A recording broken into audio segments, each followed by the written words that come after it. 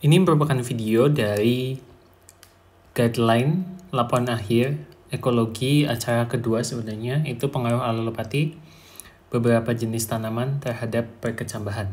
Oke, jadi mula-mula seperti biasa ya teman-teman, silahkan tuliskan ini bab 4, itu hasil dan pembahasan. Nah, perhatikan ini pembahasan ya, bukan pengamatan, soalnya banyak banget yang revisi kemarin di bagian ini. Setelah itu lanjut ke 4.1 hasil pengamatan. Nah, ini nanti akan ada 4 tabel, silahkan di print saja biar cepat ya. Itu ditulis juga di ininya, karena misal tabelnya kan perlu di print. Nanti mungkin akan saya koordinir aja, jadi nanti waktu praktikum itu tinggal nempel. Nah, di 4.1.1 itu tabel pengamatan pengaruh ekstrak alelopati alang-alang. Nah, nama latinnya apa silahkan isikan, soalnya kan tulis tangan. Jangan lupa penulisan garis bawahnya itu yang benar ya. Kalau ini nanti tinggal nempel, kemudian nanti ini kan disesuaikan ya teman-teman itu kelompok berapa. Ini waktu nanti teman-teman ngisi tabelnya. Jadi setelah ngisi tabel setiap kelompok nanti ACCN ke Aslabnya dengan ngirim ke grupnya. Nanti saya kirimkan file Excelnya di grup praktikum. Oke, jadi ini 4.1.1 itu tabel pengamatan yang alang-alang. Lanjut di 4.1.2 ini tabel pengamatan yang pinus ya, serta nama latinnya nanti juga dituliskan pada saat di laporan. Seperti itu, ini yang ditempel sudah itu saja. Total kan ada 4 kelompok ya. Jadi silakan diurutkan saja. Ini yang di sini misal kelompok 1, ini kelompok 2, kelompok 3, kelompok 4. Tapi tetap berdasarkan ini ya, ngikutin ini sub judulnya itu alang-alang sama alang-alang. Kemudian pinus sama pinus. Selanjutnya di 4.1.3 ini itu adalah contoh perhitungan atau perhitungan presentasi perkecambahan. Nah, kan ada 4 kelompok ya. Nah, jadi di kelompok 1 itu alang-alang, kelompok 2 alang-alang, kelompok 3 pinus, kelompok 4 pinus. Tapi ini disesuaikan karena ada beberapa kelas yang berbeda ya gitu.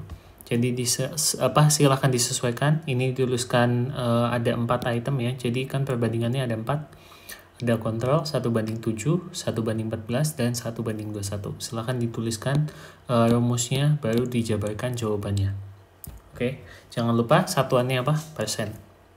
Satuannya persen, jangan lupa. Selanjutnya, untuk di 4.2 pembahasan, itu 4.2.1 adalah klasifikasi jenis tumbuhan. Ini sama seperti sebelum-sebelumnya, hanya saja ini sekarang ditulis ya, ada A, itu alang-alang, B, pinus. Nah, sampai dengan spesiesnya, silakan penulisannya itu yang benar seperti apa. Selanjutnya, di 4.2.2, ini ya, itu di awal paragraf atau kalimat yang pertamanya itu menjauh ke kanan, itu silakan jelaskan secara lengkap dan rinci tentang deskripsi alelopati dan pengaruhnya terhadap ekosistem di hutan, serta jelaskan macam-macam ekstrak alelopati yang dibuat atau digunakan dalam kegiatan atau pengamatan praktikum kali ini. Itu di 4.2.2. Lanjut ke 4.2.3, itu silakan bandingkan ya. 4.2.3 itu subjudulnya perbandingan data dari setiap perlakuan dan kelompok. Nah, ini silakan dijelaskan secara lengkap tentang hasil dari pengamatan kelompok masing-masing. Selanjutnya bandingkan dengan perlakuan semua kelompok.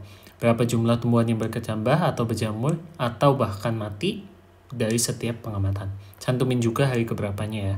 Kemudian berapa total tumbuhan yang tumbuh selama pengamatan, yang tumbuh atau yang berkecambah gitu.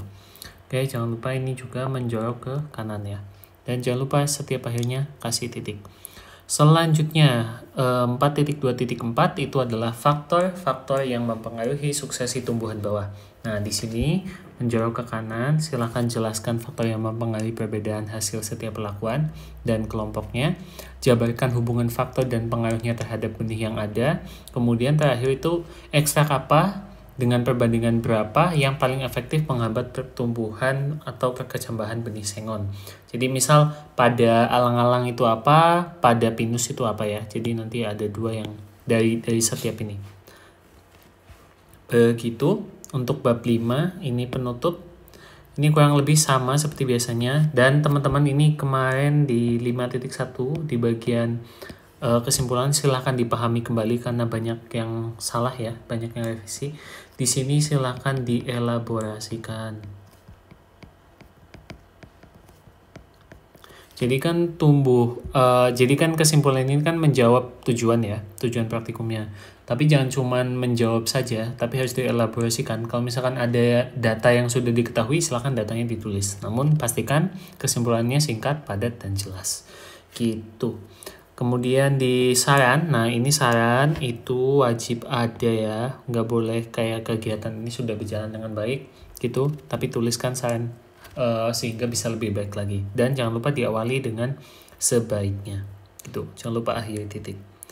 Oke, itu saja. Terakhir ini ya, tuliskan nama dan NIM pada kolom komentar di bawah supaya aku tahu bahwasanya ini sebenarnya masih perlu dilanjutkan lagi bikin guideline-nya atau enggak. Gitu aja, selamat mengerjakan. Semoga nggak revisian ya. Terima kasih.